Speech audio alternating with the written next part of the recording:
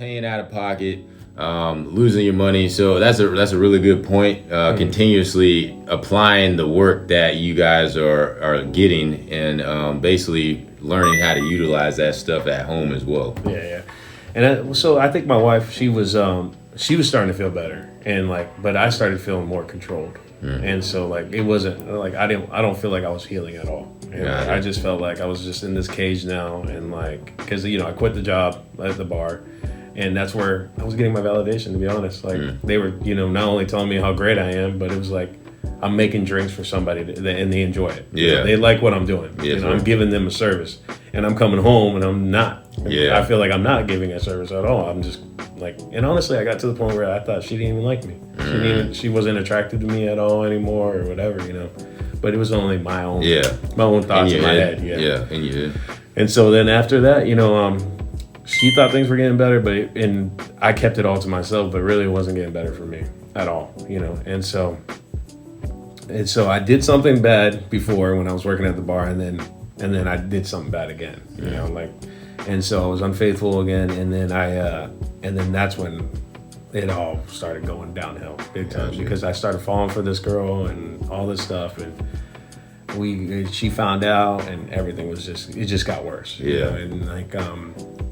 But she was still standing strong. She wanted to work this marriage out, but I told her I didn't want it anymore, and I wanted to get out, and I couldn't afford to move out because I was still helping at the house, and I couldn't afford my own place. Got you. And so things were just rough. It was just really rough. And then finally I had a buddy that told me that I could move in with him, so I did, and I was still helping out at the house and living there. So but then my life, I thought, was going to get better, which it didn't. It just got worse and worse and worse, and I got to the point to where I was ready to end it all. I just got to that point, and then I almost did. And good thing I'm too much of a coward to do it. Yeah. I didn't do it, and then I realized my kids. I can't do this for my kids. I got to get help, and so I checked myself into a mental health center. Got you. So we obviously, thank God, you did not check out. We're glad to have you here, and we're obviously glad that you are choosing to continue to do the right things. I know you said that you kind of checked out of the relationship. Buddy let you move in with him, and things got a little worse. How did you kind of bounce back after? Did you go see a therapist on your own, or? Oh yeah, I was always seeing therapy. I was always still going to therapy, and my therapist told me, he was like, Rob, I don't know how you're handling all this. I'm like, to be honest, I feel like a zombie. I feel like I'm just moving through the motions. At times I don't even remember anything throughout the day, because I was just so out of it. I can't. It was just so much coming in, and it was just a lot. I had no feelings. I had my morals were horrible. Everything was just not there anymore, and so that's why I think I got to that point where I was ready to check out. Got you. And so that's why I decided to go into the mental health center. I didn't want to end it, because even though I wanted to, but there's no coming back from that. Yeah, no coming back from that. You say mental health center. Is that where you go and you stay? Yeah, I stayed there for 5 weeks. Okay, I was there for 5 weeks, and honestly, it was the best thing. I learned a lot there too. It was all therapy sessions all day, pretty much, and it was great. You meet a lot of great people, and there's a lot of great people that have mental health issues, a lot worse than me.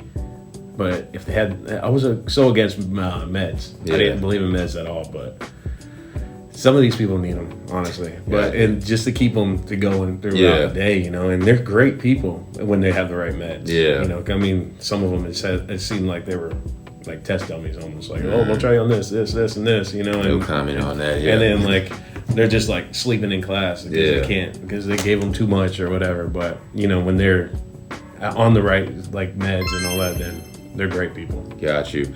Now after the 5 weeks, is it kind of a course completion, or it's a graduation type of Well, so at the end they told they go around the room and they everyone says the good things about you. Okay. And so it was kind of like a graduation. Okay, got it. But Yeah, it was great. And then when I got back, man, I felt like I could conquer the world. I was like, there ain't nothing gonna get in my way anymore. Like I got this. You know, everybody said what a great job I did there and all that. And I was actually scared to come back. I even because we had group therapy and then we had one-on-one therapy. And my therapist was telling me how great I'm doing. I'm gonna do great, you know.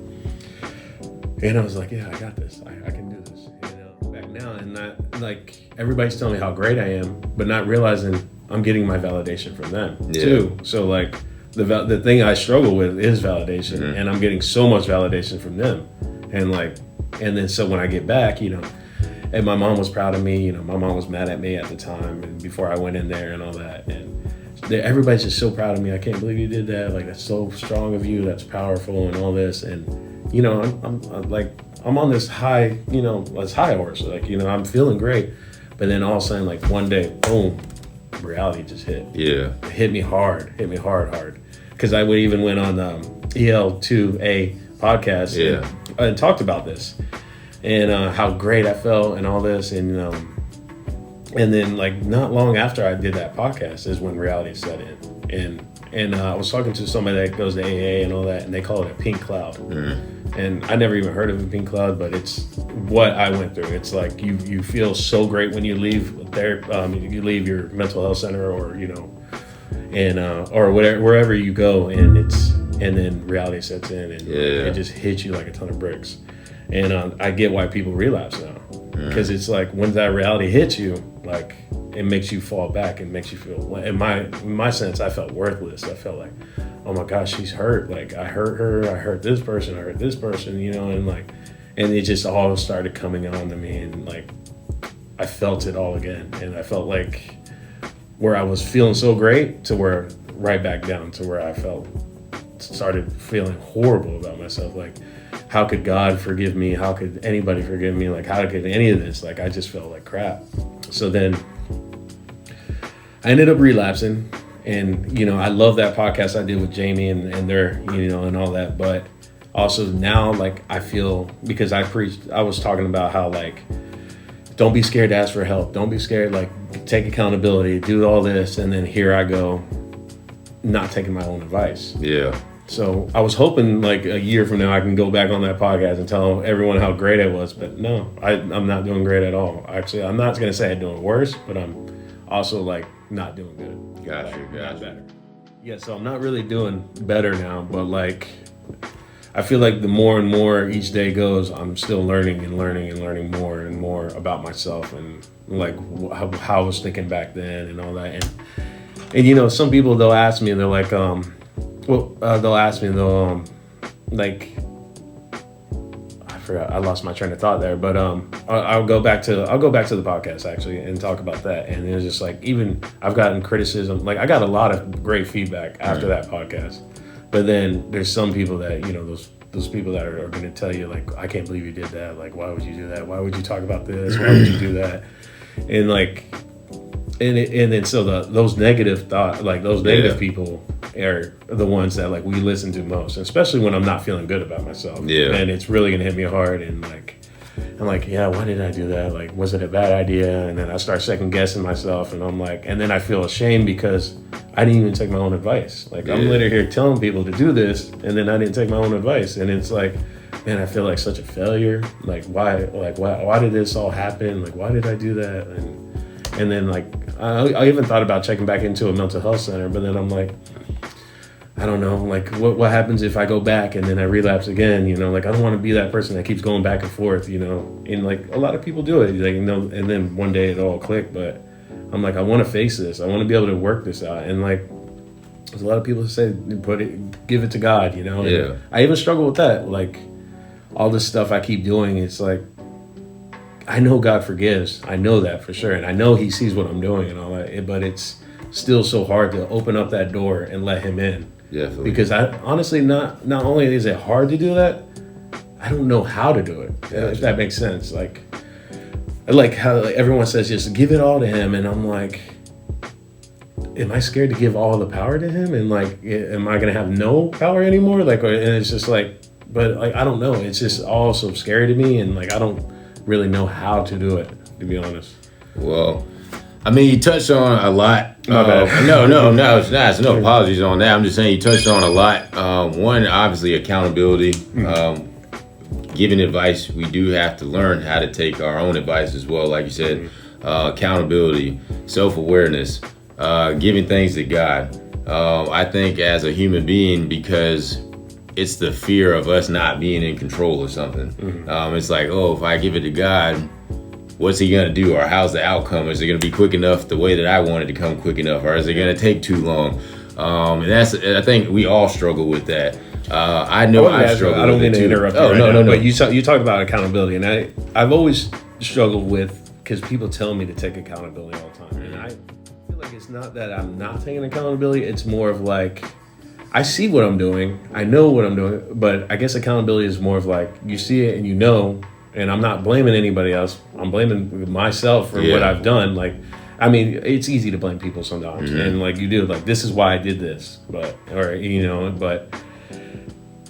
I guess it's accountability is more of like, you see it, but you have to change it, right? Yes. So that's the thing. Like, I try to change it, but then I don't know if there's something in my brain to where like that's not wanting to change it, or if it's just like that addiction that pops in, and I don't think about anything until after it's over.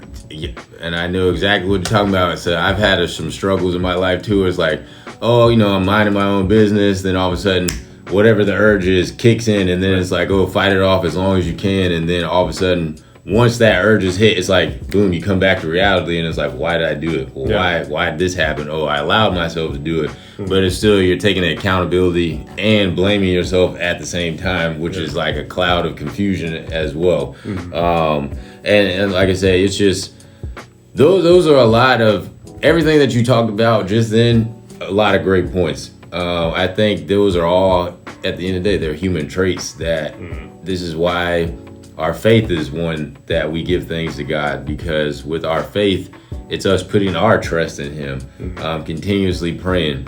Then the self-awareness, everything still aligns. Also, like you said, the accountability. You're like, okay, I did it, but yes, I can change it. How can I change it? Or why do I keep falling into the same trap? But no, man, it's just, that's the thing. Why do I keep falling into it? Yes, it's the fault. Well, I mean, if we're about to get spiritual here, it's like the nature of sin. But also too, man. That's why I'm saying, like, give it to God, and like I pray. So, like, I've done a lot more praying lately than I have in a long time. Yeah, and it's just like, but I know, like, it's hard because I don't want to keep asking for things, like, but I'm in this stage of life to where, like, I need help. Yeah. Like, I need His help, and I can't do it without Him. And I've been trying to surround myself with good groups of guys too, man, because like you, and then like the Run Club, there's a bunch of great group of guys there, and Jamie's always been there for me. Like, he'll call me randomly if he has to see me and just see how I'm doing and all that.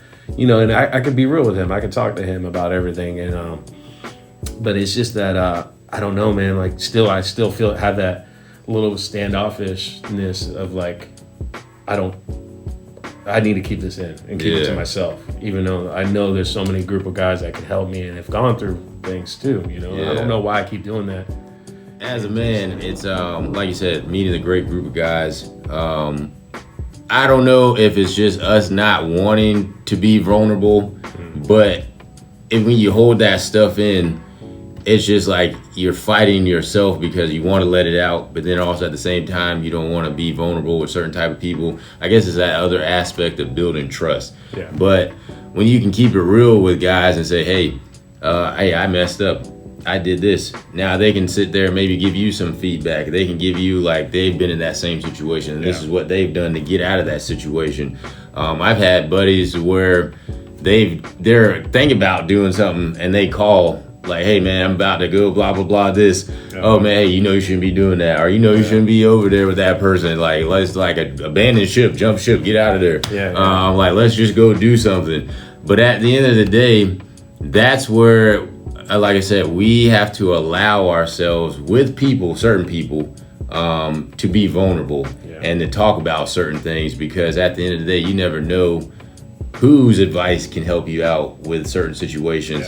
And like I said, it's just, first off, that's a great I haven't had anybody say that they've been to a mental health center before. I appreciate you for letting us know that, and about the obviously moving forward and everything, and then of course meeting the guys at the men's group, the men's running group here in Ocala. Also, if you guys want to go run, make sure you check them out too. Ladies are invited. ladies too. But yes, back to the serious moment. Like I said, that's the type of stuff that we as men and anybody watching the show, that's the type of stuff that we need. Because not like they even started a morning call that we do on Zoom and all that. Like there's a big, like a group of us that get on it and they preach and all this stuff, and we'll talk and like people give feedback and all that, which I love doing every morning because it's at 5:30 in the morning and it's a Zoom call that we do. And I heard one of them say the other day was that like sometimes that phone will feel like 500 pounds just to pick it up to call a friend or call another guy that'll help you out and all that. And it's just like because we want to be able to feel like we can handle it on our own. Yeah, I know. And then not only that, like saying that reminded me they said that even Jesus had needed help carrying his cross. Mm-hmm. Like, so. You can't carry your own cross, so like there's people there to help you. Yes, sir. Yes, and that sir. hit deep. I was just like, wow, that's really and that's good. true because now you think about it, someone did help Jesus carry his cross. Yeah. And he even needed help. Yeah, he needed that help because he was weak during that time. Definitely, that's a true point there. That is definitely a true. Like you said, Jesus needed help carrying his cross. We need help every day, aka daily bread. Picking up our Bible, praying, continuously being around people who are going to help inspire us, not always inspire, but just give us truth. Because I think a lot of the times we are afraid to hear the truth about what we are doing, whether it's right or wrong. And I know you said that you guys do the morning calls. That's really great. Also, you're running with a great group of people out there here in the morning, still getting exercise, still mentally preparing yourself for that day. Before you get ready to go out on the battlefield, you're mentally preparing yourself to get up in the morning time. Definitely is a battlefield. But definitely, man. And Robert, man, before we wrap it up, like I said, I know for you touched on a lot of great things today. I just want to know, like I said, we're going to go back to why is mental health really important to you? Why do you think that people should be clearing this out? Like, why do you think that mental health is really important? Because honestly, man, I think mental health is important because you might get to that point to where like I was, like you might want to end it all. Like, you have to get it out. You have to talk to your friends. You got to like, even though like I still struggle with it, I still like, every now and then I'll share in the group chat, like in the group call and all that, and I feel good. I feel better about it, and one day maybe I'll lead the group call, and just talk about what I'm going through and all that. But I'm not there yet. But but like mental health is so important, and that's why I think more men should take it more serious. Like stop, let your ego go, let your pride go. Like there's men out there that are going through the same thing you are, and I wish there was more like. I want to say in the mental health center, like there was people that understood me there because there was people there that were going through what I'm going through. And there's a lot of people out there that aren't going through what I'm going through. And so it's hard to talk to those people because they're like, oh, I don't really go through it. But and then you got the guys that'll say, well, man up. Mm-hmm. And I hate that saying, man up. Like I'm still trying to figure out what a man is, to be honest. And what does man up mean, And so, like, in the biblical sense, which I heard not too long ago, a man is somebody that, like, follows God and all that, right? Yes, sir. And so, and, I don't really know officially what a man is. And, biologically we do. But, trying to be a man for my son has been hard for me. To show him the way. And even though, he's going to church, he loves church, and he learns a lot. He learns a lot more about the Bible and God than I do already. And he's 8, and I love that he does because I want God to be, I want him to know growing up that he can turn to God if he has problems. It's a good thing for him to be grown up in. I know my kids, especially my young, she loves church as well. I feel like when that is the center of their life, everything else can build off of that too. Absolutely. And like you said, every day, whether biologically or not, you are still continuously, as long as you're here on this earth, you're going to continue learning what a man is supposed to be. Same thing for those out there watching, whether you're a little kid, high schooler, just a young man, previously married, or somebody that's stepping out into the world out there on their own for the first time, here at Welcome Home Dad, we are all still learning how to continuously grow and to be better leaders, better men, better fathers, friends, whatever the case may be. We are still learning all that stuff till this day. No matter how much you think you know, you don't know it all. And you will need the person who you least expect sometimes. Yeah. And whether that's your mom, your dad, your best friend, a buddy at work, everybody is here to learn from each other and to help each other grow. And like you said, when you keep Christ the center of your foundation, that's how you can continuously keep growing. And just and another thing before I get off of here, before we let Robert go, Robert, do you have any motivational, inspirational type of quote, anything that you'd like to share with us? I hear so many, and I just can't remember. For some reason, I'm about to turn 40, and I'm telling you, my brain lost is like it's so not there. And I wish I could remember this one thing that this girl said at the Run Club. It was so good. It was I wish I could. We kept saying it, and but now I can't even remember it. Hey, you put me on the spot. Hey, listen, we're not trying to stop anybody, but you can still, give us something that you touch. How would you touch somebody's life? How do you think about how can you affect somebody's life? If you could walk out of this door today and you ran into somebody that was going through the same things as you, how do you think that you could help them out?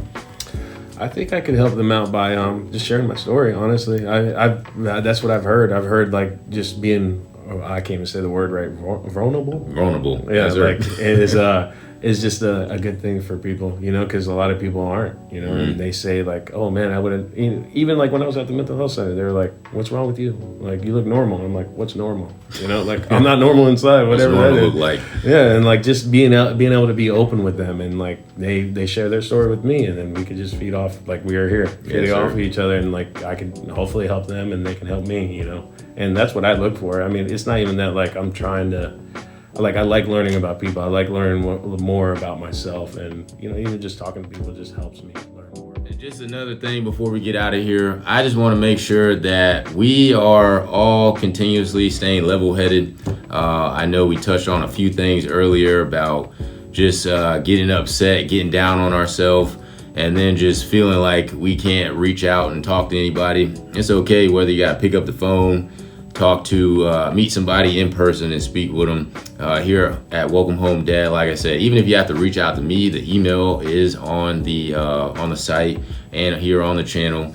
So you can reach out to me whether you want to share your story. I can read it off for you, or if you would like to come set up on the podcast, that's welcomehomedad1989 @gmail.com. Please make sure you guys subscribe. The channel is going to be welcome_home_dad. That's on YouTube. Like I said, please like, share, and subscribe. Comment below. Don't be afraid to talk about your mental health struggles. That's just another way that you can overcome a lot of the things in life, by talking about things instead of holding them in and building that stuff up. But I appreciate you guys for tuning in, watching this episode. Once again, my name is Terrence, the host of Welcome Home Dad, and this is my guest, Robert. We appreciate you guys, and we're out. I appreciate you, bro. Oh, yeah, yes, sir. Hey, Thank we out.